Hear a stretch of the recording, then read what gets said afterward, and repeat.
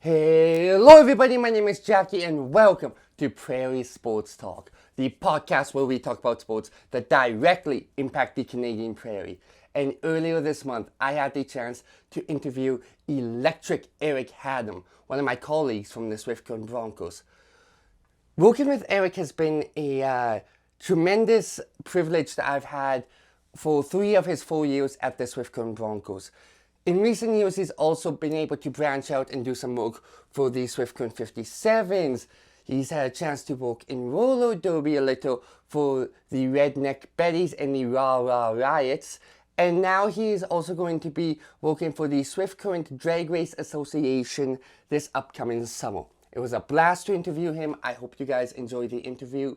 And without further ado, let's get to it. So, Eric, can you try and explain the Electric Eric thing a little bit and what you do with the Broncos? Yeah, so basically what I do with the Broncos, I'm kind of like a catch-all person, so whatever needs to get done during the game, whether that's promos, handling people, like waivers, signing, that kind of stuff, chuck a puck, all the shooting contests, that kind of stuff. So that's pretty much what I do. And the Electric Eric name started out when Mitch Cook was in contact with Ryan Schweitzer, and there was one game where I was sitting in my chair and some music came on and I was just dancing like a fool. And so Ryan got a hold of Mitch, and he was like, we need to take advantage of this kid because he's awesome. And so that was pretty much how the Electric Eric name came about, and that was how I started wearing the Pit Vipers. I'm surprised I don't have them on today. Yeah, I was wondering if you were going to wear the Sunnies, but it happens. But so Electric Eric's kind of just like an over-the-top fan, so to say. Yeah. And then it kind of evolved into a lot more, like with instant announcing for the Swift Current 57s. Exactly. Same goes for the Redneck Betties and Rah Rah Riots roller derby teams, as well as the Swift Current Comprehensive High School track and field team. I did that as well. Aye, well, that makes a lot of sense. And to me, things like Electric Eric is something about sports that just makes it so special, because you get to see people genuinely enjoying themselves and just having a great time, just kind of forgetting about their issues for a few minutes. Exactly. So you've been the instant announcer for the Swift Current 57s for how many years now? This upcoming season will be my second season working with the team. Okay, so what kind of things do you have to do as the instant announcer?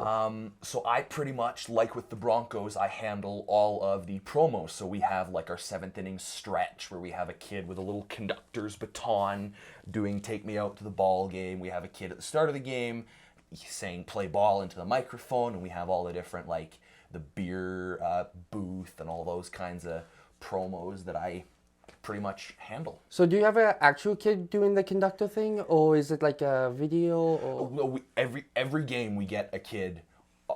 There's like a little stand, and we have them stand behind it or beside it, and we have the little conductor's baton, and he does Take Me Out to the Ball Game while Colin Powers plays it on the speakers. That makes sense to me, I think. I don't know, I'm not always the best at understanding things, but I think I understand it. But what are your expectations for the team in this upcoming season? I'm hoping we go a little further than we did in the playoffs, because we handled a tougher team. I believe it was Moose Jaw that beat us out.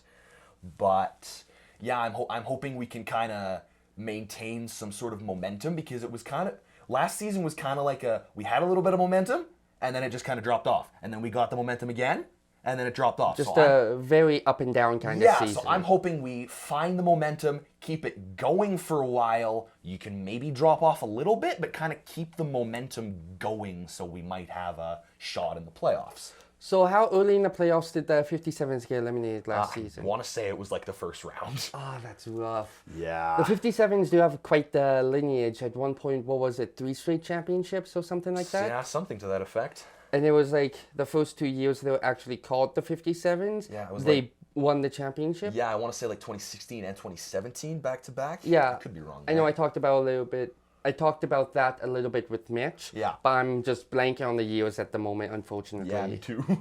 So in Swift Current, we have a decent-sized roller derby scene, especially with the women. I don't know a whole lot about it, but I know Eric works a little bit for the local team, the Redneck Betties. Why don't you tell us a little bit about what you do for them and a little bit about the team in general? Yeah, I work both for the Redneck Betties and their younger it'd almost be in hockey terms like a AAA team, the Rah Rah Riots.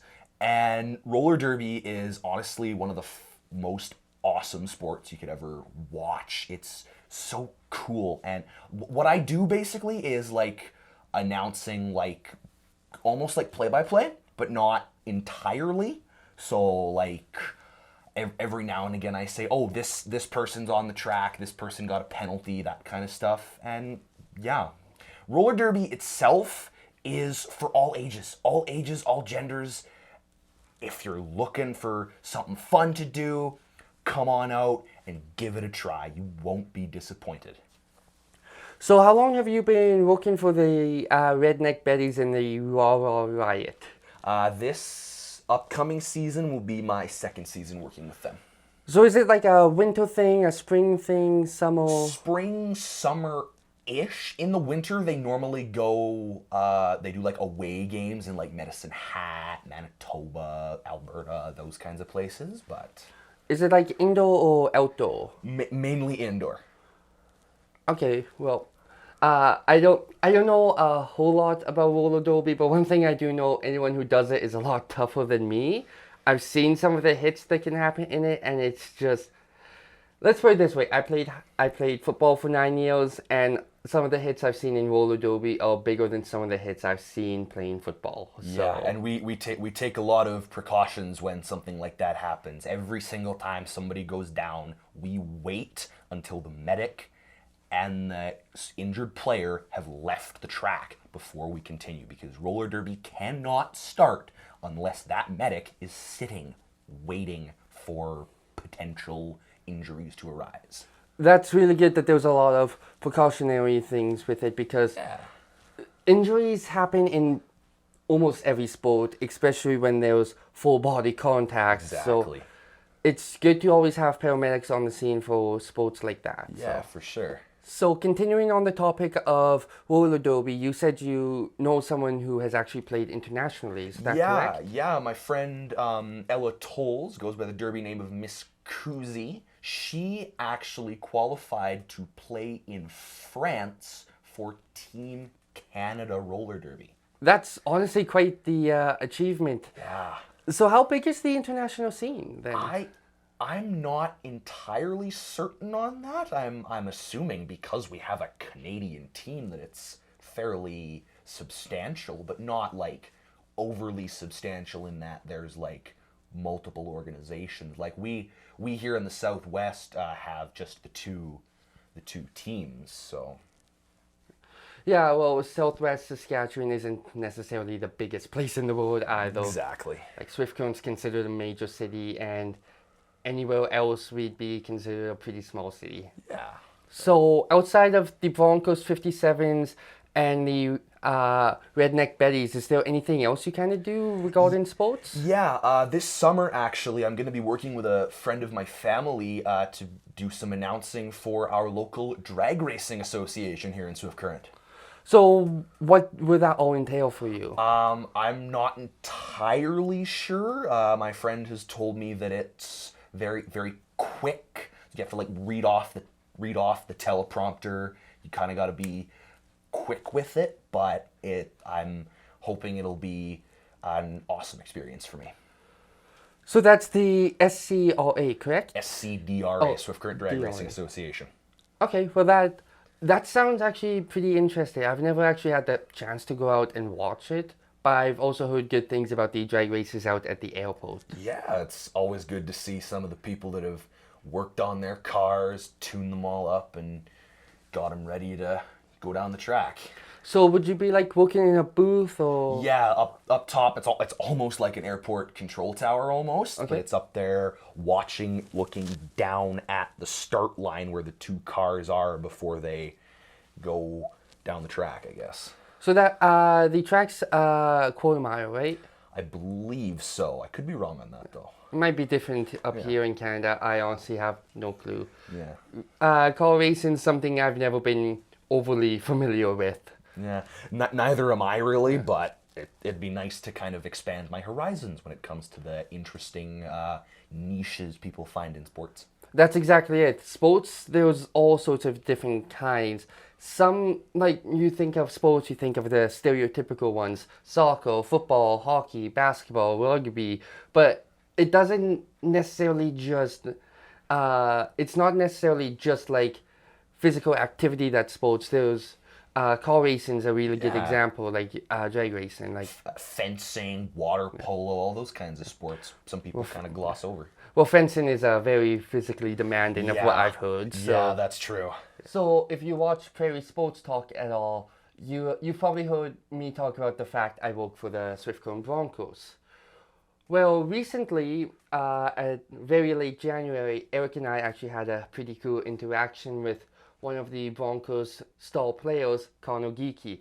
Do you want to start the story, or? Yeah, sure. So we had just beat the Lethbridge Hurricanes, I believe. It was a massive shutout. Like, we got 6 goals in that game, and so the boys kind of huddled in their little group and started drifting around the ice. Eventually, they drifted towards where we were sitting, and so I think did we both get up? I think I got up first, and then you got up a few moments later. Yeah, we both got up and started banging on the boards, and then Connor Geeky, as we were banging on the boards, Connor turned around and started banging on the boards back towards us. It was really interesting because the Canes and the Broncos have, in the last couple of years, really turned into this tremendous rivalry, and unsurprisingly, it was a very chippy game. Yeah. At the end, I forget who it was for the Broncos, but I remember, I think it was Onston from the Hurricanes and Pavlik from the Broncos got into a fist fight. Was it?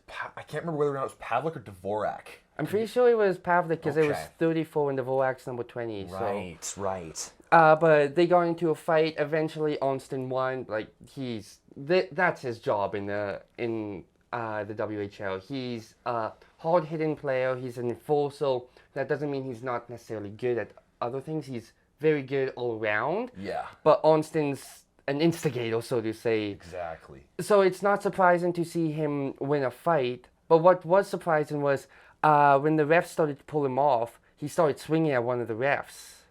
Yeah, I don't think I caught that. Oh God, it was all over social media that day too, mostly on Swift Current Bronco Banter on Facebook. Okay. And it was just, people were less than impressed with him, which is odd because it wasn't, he shouldn't have done what he did, period. There's no excuse for that. But it's always bizarre to see Swift Current fans talking negatively about Onston because the kid's actually from Swift. Yeah, exactly. Him and McCleary are both from Swift. McCleary's with the Broncos. Yeah. And him and McCleary always seem to have chats just before the games where the Canes and Broncos play each other. Yeah. It's really turned into a tremendous rivalry, so it was really cool to get to be a part of a moment with like Geeky hitting the boards after a really chippy rivalry matchup. Yeah, it was an awesome shutout to kind of end that. That was the first of 2 shutouts for Reed Dick. He had back-to-back shutouts. He had a shutout the following Friday, I believe it was, against the Regina Pats as well. Yeah, and I want to say that that's the first time that's happened since like 2008 or something. I'm not sure on the exact year, but Ryan Schweitzer tweeted out that it was the first time since Land and Bowl did it about 10 years ago. Okay, yeah. So, Eric, thank you so much for coming on today. Before we start to wrap things up, is there anything you want to say? Just that it's been a privilege for me to work with you at the Swift Current Broncos, as well as working for the Swift Current 57s, the Southwest Roller Derby Association, as well as starting to work with the Drag Racing Association. I wasn't really a huge fan of sports when I was a young kid, but now that I've kind of grown up and matured, I've started to appreciate sports as a whole more. Yeah, sports is something really special, and it brings people together, and it's truly amazing the communities that develop around it. Exactly. So is there any social medias or websites or anything like that you want to shout out? Yeah, I'll shout out my personal Instagram. It is electric period ERK, electric period ERK, as well as the Swift Current Broncos website, the Swift Current 57's website, the Southwest Roller Derby Association website, as well as the Swift Current Drag Racing Association website. Check all those out to kind of see what it is that I sort of deal with in the wide world of sports. So if you're interested in checking those out, the links to them will be in the description down below on YouTube. And if you're just listening on Spotify, I'm sure you could find most of them fairly easily with a Google search. Yeah. So thank you once again for coming on, Eric. Yeah. It's been a blast to interview you. Thanks for having me. Of course. And once again, a massive thank you to Eric for coming on to the podcast. I hope you guys enjoyed this interview, and if you did, be sure to check out my interview with Mitchell Cook. If you're on YouTube, it'll be linked in the description down below. Also, if you're on YouTube and you enjoyed this episode, be sure to like, comment, and subscribe. If you're on Spotify, be sure to check out the 13th Man Podcast Network and give us a follow over there as well. But that is everything I have for you guys this week. I hope you guys have a great day, a great week, a great whatever. Stay safe, stay strong, you got this. And this is Jackie for Prairie Sports Talk, signing off.